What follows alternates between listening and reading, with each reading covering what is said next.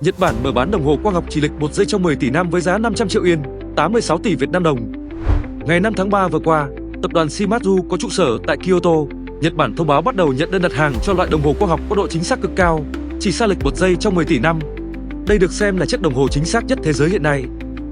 Chiếc đồng hồ này do nhóm nghiên cứu do giáo sư Katori Hitoshi của Đại học Tokyo phát triển.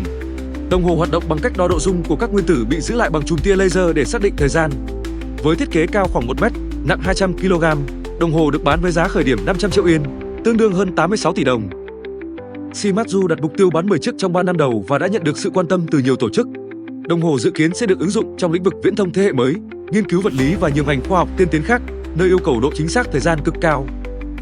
Đại diện tập đoàn Shimadzu, ông Nishimoto Takahiro bày tỏ hy vọng đồng hồ quang học sẽ được sử dụng rộng rãi trong tương lai, chẳng hạn như trong lĩnh vực đo lường và dự báo động đất, đồng thời khẳng định tập đoàn sẽ tiếp tục đóng góp cho khoa học và công nghệ